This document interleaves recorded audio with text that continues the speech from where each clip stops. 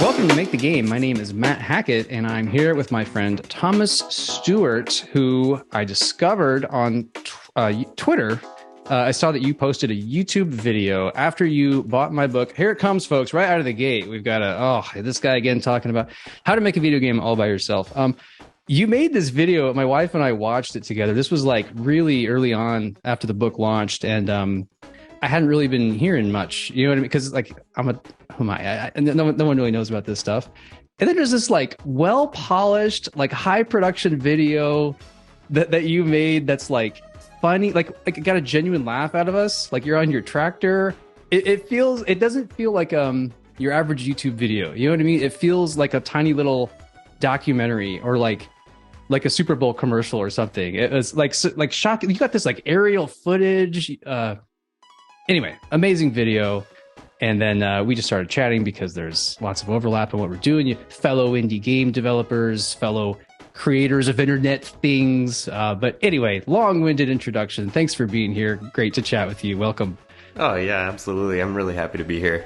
Yeah, I remember coming across your book, and it's funny because there's not a lot of game development books out there. Like, it's like almost like an untapped medium. And I feel like you did such a good job with your book because it's like short, it has a lot of pictures, it's funny, it's witty, it's helpful, it helps with like technical stuff and a lot of motivation. And so I bought it and I was like, this is great, I want to make a video about this. And so yeah, that was a fun video to make. Like, yeah, me driving around on my lawnmower and like reading your book on the toilet, and there's a lot of good parts in that video. You could really feel that you're having a good time when you make the videos. My wife and I talk about this. Like, we watch movies and TV and we critique it and stuff, right? And kind of like with games, you know, the player needs to be the one who's having the fun. We'll talk about how we're like, okay, in this scene, the actors are having all the fun. I'm not enjoying this scene. The writers probably hated this, but the acting is great. You know, who gets to have the fun? I was having a good time watching your video, and I got that feel from it. Like, it's got some warmth to it. You know, it's made with energy. You can tell, like, I can tell you have enthusiasm for like cameras and placement. And like, I love shooting outside. You know what I mean? Like, we're stuck here with our computers. We're working on games all day. We're like these, you know, we never see sunlight. We're like cave trolls and stuff. And to see like sun shining and grass in your video is just very refreshing. Yeah. Yeah, I love that you made that observation, because that's one of the pillars. When I started making YouTube videos, I wanted to figure out like, okay, what differentiates me from other game dev YouTube creators? But yeah, it's like mostly people in front of their desks and, you know, looking at whatever's on their computer screen, and people don't go outside, and there's a lot of good footage to be had outside. Yeah. I felt some commonality there with you, because I do similar things. Like, there's an intro to an episode of Make the Game where I've just got I'm selfie style. I was experimenting with shorts and stuff, and I'm just walking outside because I've got this beautiful area of flowers. It's actually our neighbor's flowers, but they come in over the wall and the sun was shining, and I'm like, I don't know what to do with this, but it's beautiful. Like, I want it to exist somewhere online, so I'm like, I'll just shove it in the intro of my video. Like, why not? And like, it does. It takes you outside. It makes the world feel bigger, you know? Love it. So I feel like there's some overlap with the kind of like we both have a passion, not just for game development. Like, a lot of people have that these days, not just indie development. A lot of people have that. But you know, I also really like making stuff for the internet, right? And it's not always a YouTube video. It's not always a podcast. It's not always like a tweet. Because there's, you know, I know you put a lot of effort into like Twitter and stuff. A lot of writing. You know, it takes time. It takes dedication. You have had some success on YouTube recently. Good for you. What was the milestone you hit? What's the word that you getting monetized was entering the partner program, which you need over 1,000 subscribers and 4,000 watch hours within the last year. And so I'm like 50 subscribers shy of hitting 2,000 now. So I'm making my way. All right, you heard it, listeners. Get in there. 50 shy. We can do it. That's awesome. Yeah, I think that like the YouTube stuff, it somehow looks easy from the outside, and it is not. Like, I'm a person who loves YouTube. I'm on YouTube all the time. I watch GDC Vault videos. I watch TV shows, like just every day. I'm watching something or other on YouTube, right? I feel like I should be better at it. You know what I mean? Because like I know what makes a good YouTube video. I always see the views. I know what hits. I know what doesn't. I'm aware of Mr. Beast. You know, like I know that YouTube is a thing that you can get really good at. And like, it's not that I've been obsessed with it. You know, I haven't given it the treatment as I do in other platforms or game development itself, right? But to me, it's this.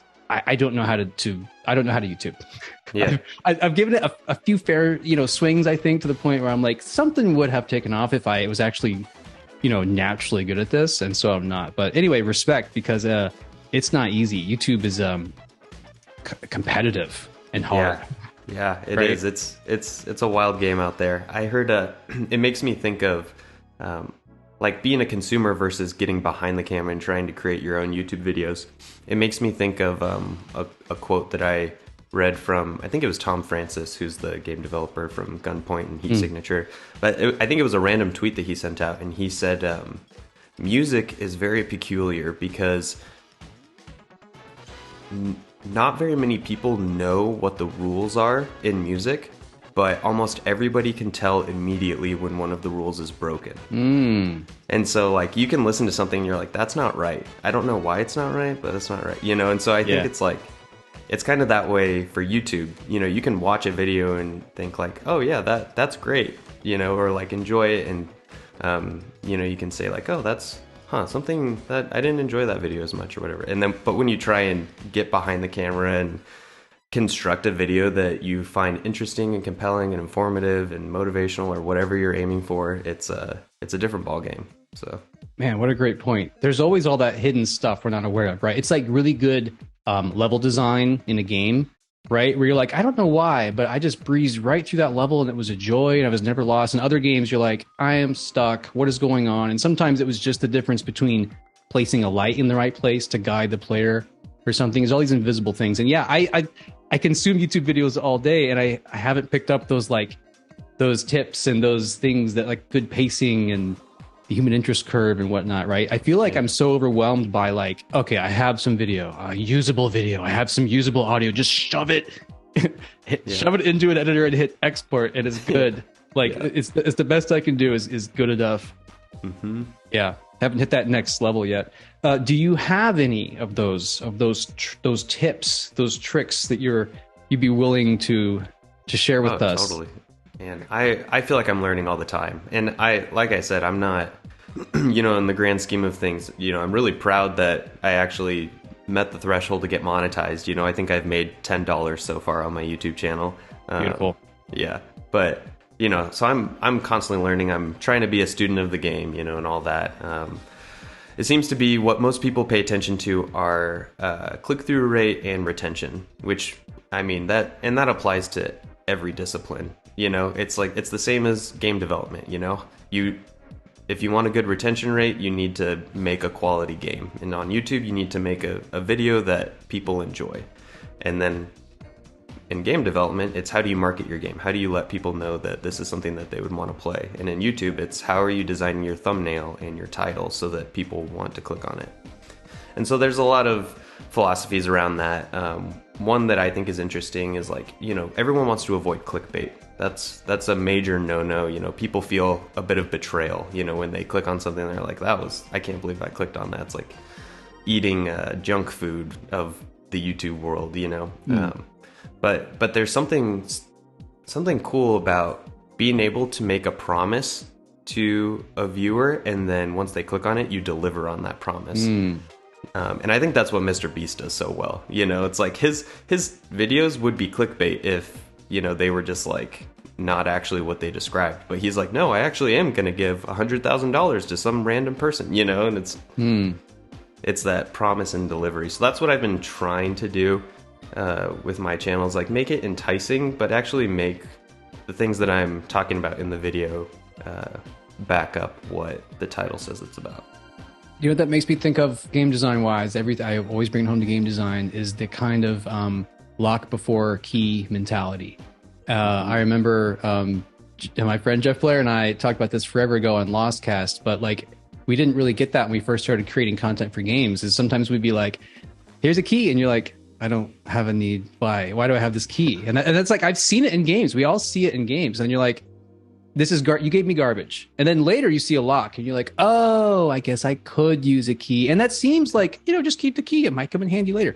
That's just such a different psychological effect on you than like, hey, it's locked. You can't come in. You are denied access. You can't get it. And you're like, I want that key. It creates that desire in you for that key.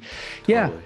It's funny how you can learn something like that in game design, but in a different context where it's like, that's kind of the same thing as creating like a YouTube thumbnail and delivering on. And I'm like, woo? Like it's gone from my brain's just empty. It's like a tumbleweed goes by because it's not like game specific.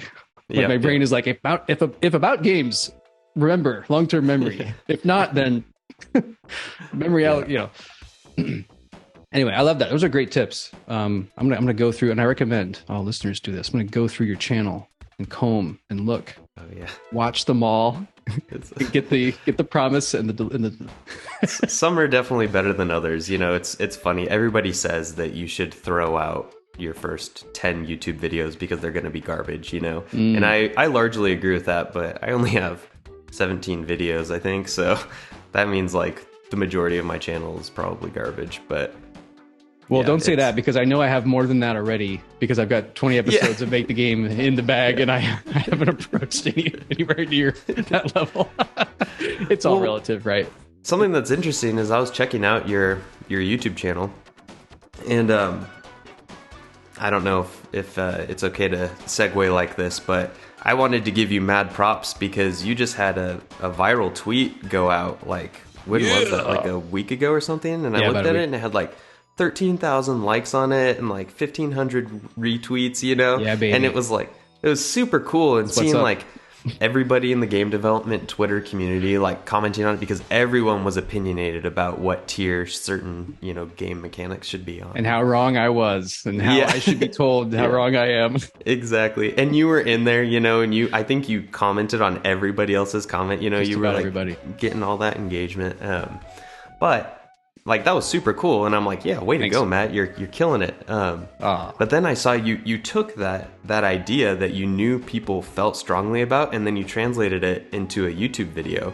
Yeah. And I noticed that got significantly more views than any other video on your channel. Yeah. So I think that's really smart. Is like finding something that resonates with what people want to engage with in game development. What a great observation. I love that. Yeah. Oh, I really feel seen. That's awesome. Because most of my YouTube videos, I don't know, man, like a few dozen views. And it's because I don't know what I'm doing, right? But that one, I was like, it would be great if every tweet blew up like that. That one, I kind of knew was going to do better than most of my tweets because it's a little sharp. It kind of stabs, it cuts you a little bit. Mm-hmm. It also, it practically reaches through the screen and demands that you engage with it. You know what I mean? Yep. I knew I was onto something there. I was like, this might be my first viral tweet. It completely was. The only thing that reached anywhere near that popularity was my book announcement, which still had not reached 1,000 retweets. So it was like this little drawing I made one evening in like 2 hours, like more successful than a book I spent writing. Not really, but apples and oranges. But yeah, it was because for all I know, I did that drawing and people were like, this makes you look like an idiot, Matt. Take it down. It gets 2 retweets and that's it. That's it. Like that happens with other comics I draw and I move on with my life. And that one I was like, oh, yeah, I'm trying to be reactive because I am in that phase where, you were saying the first 10 videos you should probably throw out. Mine are on my channel. They're garbage, but like I feel okay about it because I read this thing about content marketing where it was like, your first 6 months, and for me, it's going to be much longer, but your first 6 months of content are going to embarrass you later. And I was like, oh, like that hurt to hear. And I'm like, well, kind of makes it easier too. I'm just going to put garbage out. But yeah, I'm trying to be reactive and I haven't looked at the comments on that tier video yet. They might not be great, but yeah, it was nice to see. It's like way more popular than my other stuff. So it gives me a direction to follow, right? Like I'm probably going to do more tiers content. Why wouldn't I? Like as a content marketer, I would tell myself, make more tiers content, Matt. So it's coming. Absolutely. But this is about you, sir. I appreciate those kind words. That's so cool. The one question I've been dying to ask you is how, because you are a force of nature. You are so productive and you seem to have mastered your day. You know what I mean? Like maybe it's all wrong. Maybe it's just the glimmer of the Instagram filter or something, right? But like, how do you handle the load between making these extremely polished and really good YouTube videos, but also like putting pressure and keeping productivity high on your game dev stuff? How do you do it?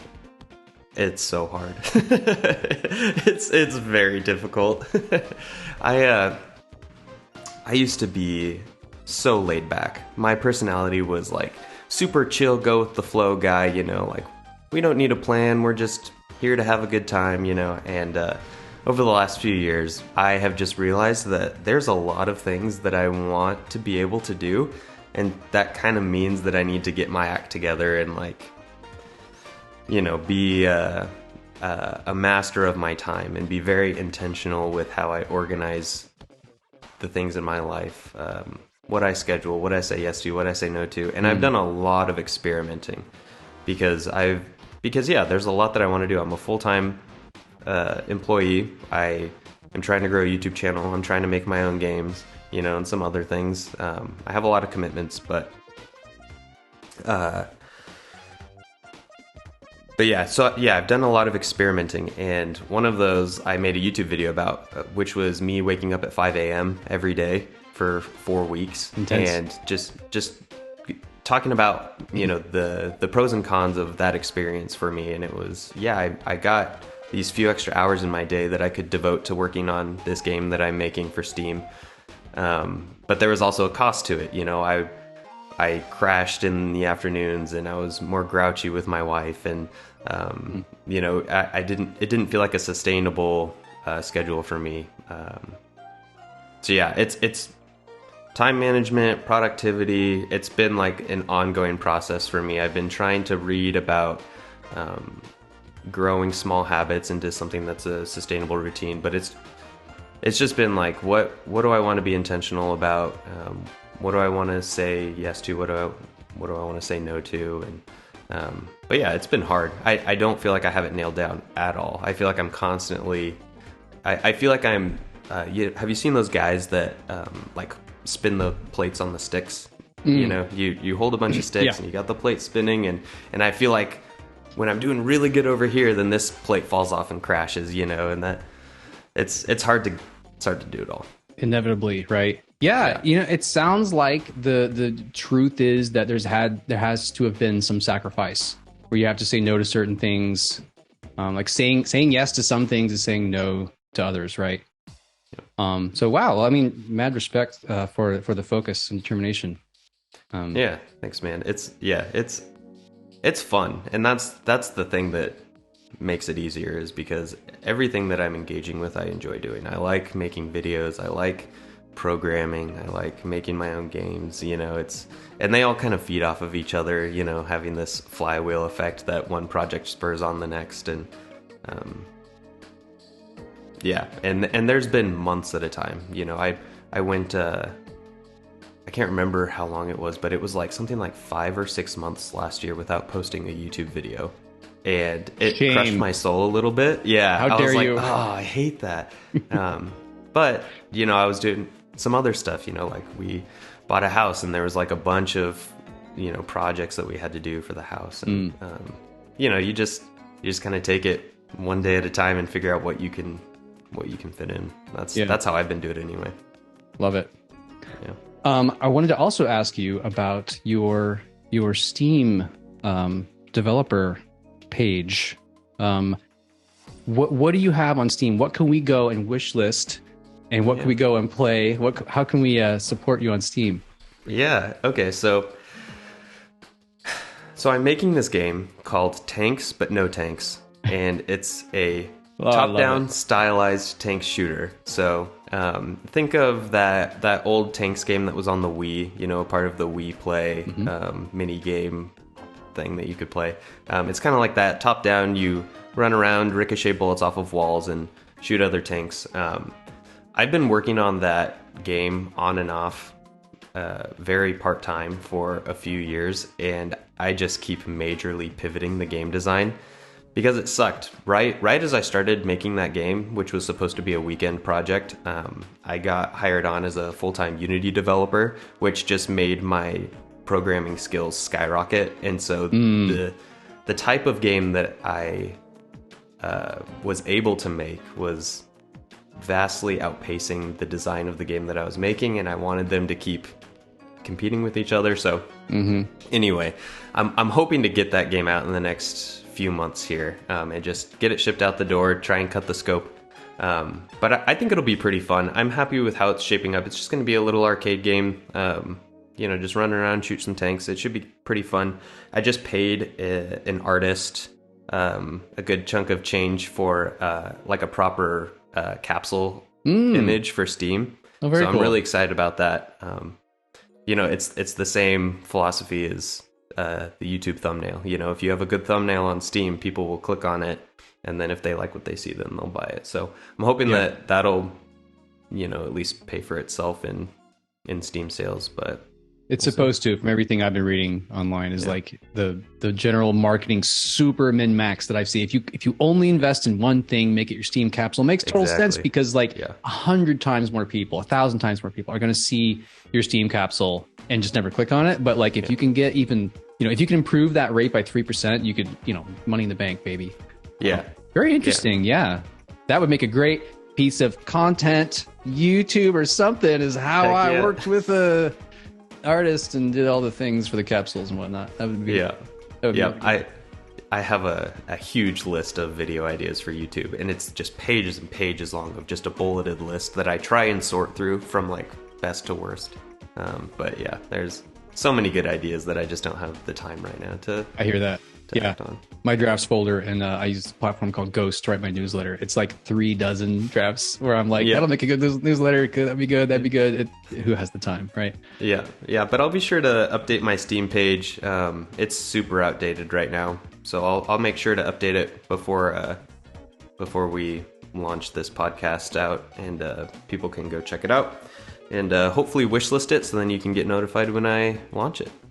Absolutely, yeah. Everyone checking out this video, we're gonna subscribe to your YouTube channel, and we're gonna check you out on Steam, wishlist all your games. It's gonna be great. I feel all the love. Well, thanks a lot for being here today, Thomas. This has been awesome, and I'm looking forward to your future videos. Yeah, thanks, man. This is great.